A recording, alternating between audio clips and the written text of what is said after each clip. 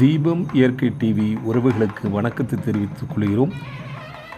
கோவை கொண்டாடும் மார்கழி திருவிழா நிகழ்ச்சியிலே லட்சியத்தென்றல் லட்சுமிகாந்தன் அவர்கள் உள்ளம் பெருங்கோயில் என்ற தலைப்பிலே 5வது பாகம் சொற்பொழிவை நாம் இப்போது கேட்க இருக்கிறோம். பாருங்கள். இதற்கடுத்து உலகத்தில் எந்த மார்க்கத்திலும் இல்லாத மாபெரும் யோகம், பதஞ்சலி யோக சூத்திரங்கள்.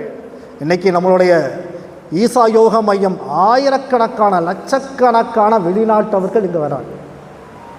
இங்கே இருக்கிறவங்களாம் சொல்கிறாங்க, இல்லை அவர் ஏதோ நீங்கள் வேறு ஏதோ ஒன்று பண்ணுறாருங்க, அதுதான் ஈர்ப்பு. உள்ளத்தில் ஒளி உண்டாகின் வாக்கிலே ஒளி உண்டாகும். வாட் இஸ் இன்சைட் அதான் அவுட் சைட். அகம் எவ்வாறோ புறம் அவ்வாறு மலர்கிறது. அவருக்குள் தெய்வீகம் மலரவில்லை என்றால் எந்த ஒரு ஞானிகளிடம் அவ்வளவு கூட்டம் வர. நீங்கள் திருவண்ணாமலைக்கு போகிறீங்க, கிரிவல பாதையில் போகிறீங்க, சார் ஐயா எப்படி உண்மையான சித்தர்களை நாம் கண்டடைவது? கிரிவல பாதையிலே போயிட்டு இருக்கும்போது உங்களை நோக்கி யாரெல்லாம் ஓடி வருகிறார்களோ அவர்களெல்லாம் போலிகள். யார் உங்களை பார்த்தவுடன் துரத்துகிறார்களோ அவர்கள்தான் உண்மையானது. ஒரு நல்ல யோகி, ஒரு நல்ல ஞானி உங்களை பார்த்தவுடன் உங்கள் உடலில் எந்த சக்கரம் தூண்டப்பட்டிருக்கிறது என்பதை அடுத்த வினாடி உணர்வான். நம்ம உடலுக்கும் ஒளி இருக்கிறது, கலர் இருக்கு, வண்ணங்கள் இருக்கு. நீங்க ஒவ்வொரு சக்கரம் தூண்டப்படும் போதெல்லாம் நம்ம உடல்ல அதுக்கேற்ற வண்ணங்கள், நிறங்கள் மாறும். பார்த்தவுடனே ஒரு ஞானி கண்டுபிடிச்சிடுவான். இங்கே அற்புதமாக இங்கே நம்முடைய ஈசா யோக மையத்தில் சொல்லிப்படுகிற அந்த பயிற்சிகள், இங்கே வேதாத்ரி மகரிஷிகளும் சொல்லிக் கொடுக்குற சமகாலத்தில் இருக்கிற நீங்கள் பதஞ்சலி யோக சூத்திரங்கள்லாம் விடுங்க, அதையெல்லாம் தாண்டி இன்னைக்கு இருக்கிற சமகாலத்தில் அற்புதமான யோகிகள் நமக்குள் இருக்கிற ஆற்றலை கொண்டு வருவதற்கான அற்புதமான பயிற்சிகளை தந்திருக்கிறார். இதைக்கடுத்தது ஞானம். ஞானம் என்கிற அந்த அற்புதமான இந்த காலகட்டத்தில் நமக்கு ஞானத்தை போதிப்பதற்கு யாராவது ஞானிகள் இருக்கிறார்கள் என்று நீங்கள் கேட்டீங்க அப்படின்னா, நம் சமகாலத்தில் வாழ்ந்தவர் வள்ளல் பெருமான் என்கிற ஒரு மகத்தான ஞானி, மகத்தான சித்தர். அவர் சரியை கிரிய யோகம் ஞானம் அத்தனையும் ஒட்டுமொத்த வடிவமாக இருந்து அவர் போதித்த அந்த சுத்த சன்மார்க்கம் என்ற மகத்தான ஞான மரபு, அதற்கிடையான ஞான மரபை உலகத்தில் இதுவரை யாரும் காட்டியதாக தெரியும். அவர் காட்டிய வடிவில் சாதி சமயமற்ற கொல்லாமையை போதிக்கிற அற்புதமான அந்த ஞான மரபில் வள்ளல் பெருமான் உருவாக்கிய அந்த மகத்தான ஞானத்தை நீங்கள் கைகொண்டால் உங்களுக்குள் இருக்கிற இறைத்தன்மையை உணர முடியும். உங்க ஜோதிக்குள் இருக்கிற 7 வண்ண அந்த திரைகள் விலகும். உங்களுக்குள் இருக்கிற இறைவனை உங்களால் உணர முடியும். அது வள்ளல் பெருமான் காட்டிய வழி. இவற்றுக்கெல்லாம் முத்தாய்ப்பாக இதன் நிறைவாக உங்களுக்குள் இறைவனை காண்கிற, உங்களுக்குள் உண்மையான ஞானத்தை போதிக்கிற நம்முடைய அற்புதமான ஒரு செய்தியாக திருமூலர் பெருமான் சொன்ன 2 பாடல்களை உங்கள் பாதங்களில் வைக்க நான் கடமைப்பட்டிருக்கிறேன். திருமூலர் சொல்லுகிறார், யாவருக்குமாம் இறைவருக்கு ஒரு பச்சிலை, யாவருக்குமாம் இறைவுக்கு ஒரு பச்சிலை, யாவருக்குமாம் பசுவுக்கு ஒரு வாயுரை, யாவருக்குமாம் உண்ணும்போது ஒரு கைப்பிடி, யாவருக்குமாம் இன்சொல் தானே அப்படின்னு சொல்ற. உன்னால் கடவுளுக்கு நீங்கள் கோயிலுக்கு போக முடியல, யாகம் உன்னால் தவம் செய்ய முடியல, தியானம் செய்ய முடியல, உனக்குள்ள மானச பூஜை செய்ய முடியல, இது எதுவுமே பண்ண முடியல, நல்ல எண்ணங்களை நினைக்க முடியல, ஒன்றுமே பண்ண முடியலையா? இறைவன் ஏதாவது ஒன்று, இறைவன் இருக்கான ஒரு பச்சிலை, ஒரு வில்வ இலையை பிச்சு போடு, ஒரு துளசி இலையை போடு, பராசக்திக்கு ஒரு வேப்பிலையை பிச்சு போடு. இது ஒன்றும் முடியலையா? நீ சாப்பிட்ருக்க, ஒரு வாய் சாப்பாடு எடுத்து அடுத்தவனுக்கு கொடு. ஒன்றுமே முடியலையா?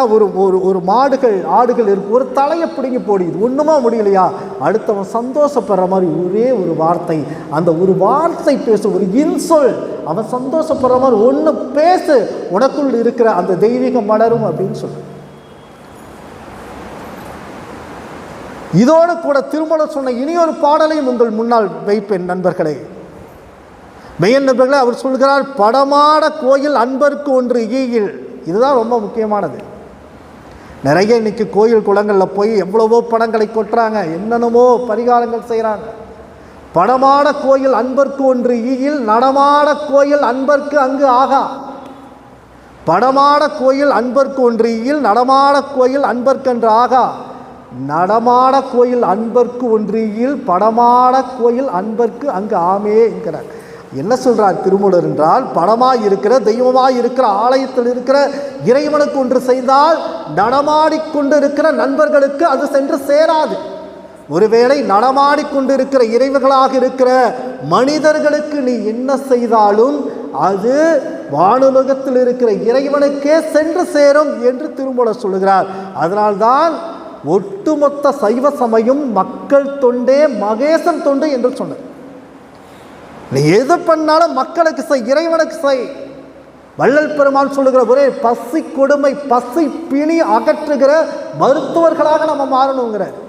அன்னதானம் அன்னதானம் அன்னதானம் அன்னதானத்தை விட மிகச்சிறந்த இறைவனுக்கு செய்கிற அருட்கொடை எதுவும் இல்லை அப்படின்னு சொல்லுகிறார்.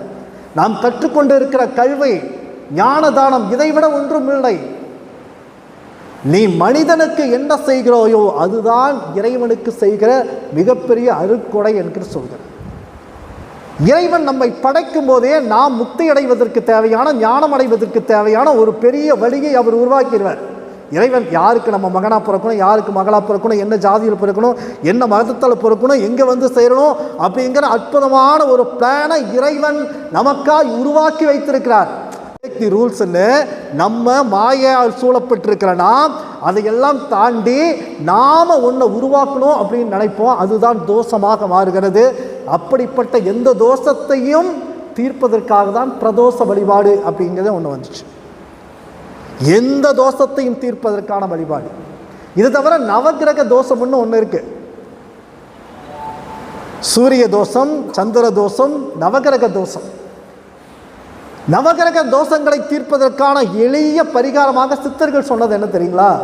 நவகிரகங்களின் தலைவன் யார்? தந்தை சூரிய பகவான். பெற்ற தந்தை இருந்தால் அவரிடம் அன்பு காட்டுங்கள்.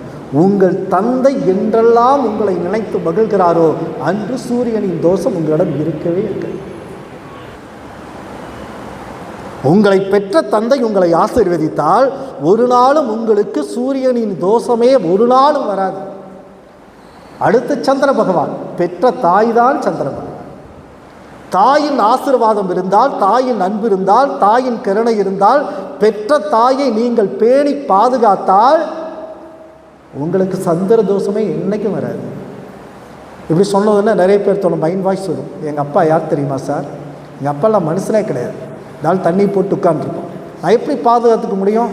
நாட் பாசிபிள் சார், இதெல்லாம் கரெக்ட் இல்லை, எனக்கு சூரிய தோஷம் வந்தாலும் வந்துட்டு போட்டு அவர் அவராகவே இருக்கட்டும். ஆனால் அவரை பற்றி எந்த எதிர்மறை எண்ணங்களும் இல்லாமல் அவரை பார்க்கும்போதெல்லாம் மனசுக்குள்ளே நீங்கள் அவரை ஆசீர்வாதம் பண்ணிட்டு மனசுக்குள்ளே ஒரு அன்பை பேணி அவருக்கு தேவையான கடமைகளை மட்டும் செஞ்சுட்டு இருந்தீங்க அப்படின்னா சூரியனின் அனுகிரகம் உங்களுக்கு நிச்சயமாக கிடைக்கும். சந்திரனின் அனுகிரகம் தாயை பேணி காத்தால் கிடைக்கும். அடுத்து செவ்வாய். யாரெல்லாம் உடன் பிறந்தவர்களை எல்லாம் நீங்கள், அதான் செவ்வாயின்னு சொன்னால் முருகப்பெருமான். உடன் பிறந்தவர்களை யாரெல்லாம் நீங்கள் நல்லா பார்த்துக்கிறீங்களோ, தங்கச்சி அண்ணன் இவர்களின் அனுகிரகம் அவர்களுடைய ஆசீர்வாதம் அவங்க அன்பு இருந்துச்சு அப்படின்னு சொன்னாங்கன்னா, சார் சும்மா இருங்க சார், அண்ணன் தம்பியா சார் பங்காளிகளாக இருக்கான், எல்லாமே இன்றைக்கி சொத்து தகராறு பாகப்பிரிவினை அத்தனை பிரச்சனையும் இவனுங்களாக தான் சார் நம்மளுக்கு வருது, எப்படி சார் பார்த்துக்க முடியும்னா அவங்களுக்குள்ள 1000 மனஸ்தாபங்கள் இருந்தாலும் மனசுக்குள்ளே நீங்கள் அவங்க மேலே அன்பாக இருந்தீங்கன்னா டெய்லி இறைவனிடம் பிரார்த்தனை செய்யும் பொழுது என் தங்கை நல்லா இருக்கணும், எங்கள் அண்ணன் நல்லா இருக்கணும் மனசார நீங்கள் வேண்டிக்கிட்டே இருந்தீங்கன்னா செவ்வாயோட தோஷமே உங்களுக்கு கிட்ட வராது. அடுத்து மிக முக்கியமானது புதன். இந்த செய்தியை மட்டும் எங்களுடைய போற்றுதலுக்குரிய அன்பு அண்ணன், நான் நேசிக்கிற பேரன்பு வைத்திருக்கிற முருகேசன் அண்ணாவுக்கு சமர்ப்பிக்கிறேன். புதன் மட்டும் ஆக்டிவேட் ஆகணும் அப்படின்னா இது பெண்களுக்கானது. யாரெல்லாம் எந்த பெண்ணெல்லாம் திருமணம் செய்த கணவனை மிக மிக அற்புதமாக சந்தோஷமாக பார்த்துக்கிறீங்களோ அவர் பெருமாள் புதன்.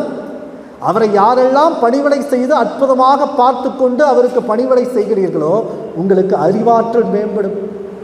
புதன் பகவானின் தோஷமே இருக்காது. அற்புதமாக செகண்டில் முடிவெடுப்பீங்க. குடும்பமே உங்களுக்கு ஆதரவாக இருக்கும், எப்பவுமே பணம் இருக்கும், எப்பவுமே செல்வத்தோடு இருப்பீங்க.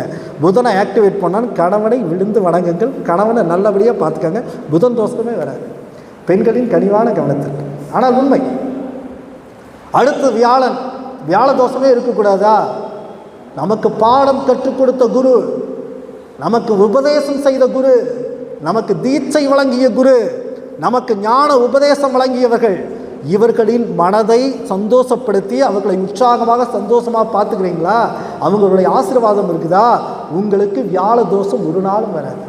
இப்போ கணவர்களுக்கான பாயிண்ட் வருது. யாருக்கெல்லாம் சுக்கிரன், வெள்ளி சுக்கிர பகவான் உங்களுக்கு அருளாசி வழங்க வேண்டுமோ, சுக்கிரனின் தோஷம் இல்லாமல் வாழ வேண்டுமோ, யாரெல்லாம் தன்னுடைய மனைவியை பராசக்தியாக நினைத்து அன்பும் கருணையாக பாதுகாப்பு செய்து மனைவியே கண்கண்ட தெய்வம் என்று வாழ்கிறீர்களோ அவர்களுக்கு ஒரு நாளும் சுக்கிர தோஷமே வராது. அடுத்து ராகு கேது. மெயின் தலைவர் ஒருத்தர் இருக்கார், அது பின்னாடி வர்ற ராகு கேது. அவர் தான் நம்முடைய சுற்றங்கள், உறவுகள். பாம்பு மாதிரி சீனிட்டே இருப்பாங்க. இந்த உறவுகளை எல்லாம் யாரெல்லாம் பேணி பாதுகாக்கிறீர்களோ, உறவுகளிடம் யாரெல்லாம் அன்பாக இருக்கிறீர்களோ, உறவினர்களுக்கு தேவையானதெல்லாம் செய்து நன்றி காட்டணும்னு அவசியமே இல்லை. எல்லா வினைக்கும் சமமான எதிர்வினை நடந்தே தீரும். நியூட்டனோட தேடலா. நீங்கள் என்ன பண்ணாலும் எதிர்வினை நடக்கும். அவர்களை சுற்றம் நட்பும் எல்லாம் தேவையானதெல்லாம் செய்து கொடுத்து நல்லா பார்த்துட்டீங்கன்னா ராகு கேது தோஷமே உங்களுக்கு வராது. அடுத்தது மிக மிக முக்கியமானதாக நம்முடைய பெரும் தலைவர் யார்? சனீஸ்வர பகவான்.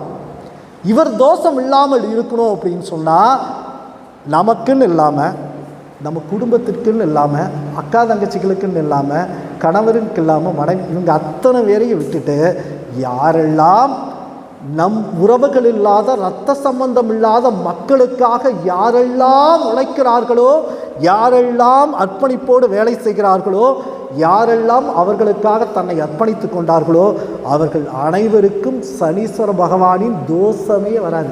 அவங்க 7.5 சனி, எந்த சனி, அஸ்தாம சனி, எதற்காகவும் பயப்படவே வேண்டியதில்லை.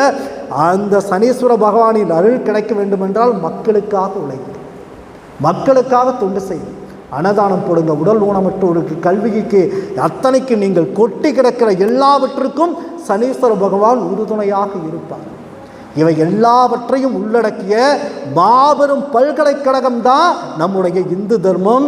நாம் எல்லாம் இந்து சனாதன தர்மம், நம்முடைய தமிழர் நெறி அனைத்தும்.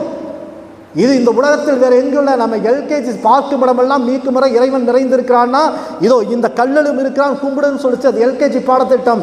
அதே வேளை எங்கே இருக்கிறான் இறைவன், தனக்குள் இருக்கிற இறைவனை கொண்டாட வைத்தது, இறைவனை 2 கலக்க வைத்தது, அனைத்து ஞானத்தையும் தந்த நம்ம சைவ நெறியை, வைணவ நெறியை, இந்து தர்மத்தை நாம் போற்றி பாதுகாத்து பேணி கொண்டாட ஆரம்பித்தால் நமக்குள் இருக்கிற இறைவன், நமக்குள் இருக்கிற அந்த தெய்வீகம், நமக்குள் இருக்கிற இறைசக்தி என்றும் நமக்கு அன்பும் கருணையாய் கருணை மழை பொழிந்து அனுதினமும் நம்மை பாதுகாக்கும். அப்படிப்பட்ட அந்த மகத்தான பேருருள், அந்த சிவசங்கரனின், அந்த கிருஷ்ணனின், அந்த பரந்தாமனின் பேருருள் இங்கு வருகை தந்திருக்கிற அனைவருக்கும் எல்லா வளங்களையும், நல்ல உடல் நலத்தையும், நீண்ட ஆயுளையும், நிறைந்த செல்வத்தையும், மெய்ஞானத்தையும், உயர்ந்த புகழையும் எல்லாம் உள்ள அந்த அருள் பெருஞ்சோதி ஆண்டவர் வழங்க வேண்டும் என்று கேட்டு அற்புதமான வாய்ப்பை தந்த நல்லுள்ளங்களுக்கு நன்றி சொல்லி இங்கே வருகை இருந்து கேட்ட பரிசுத்த தூய ஆன்மாக்கள் உங்கள் அனைவருக்கும் நன்றி கூறி விடைபெறுகிறேன்.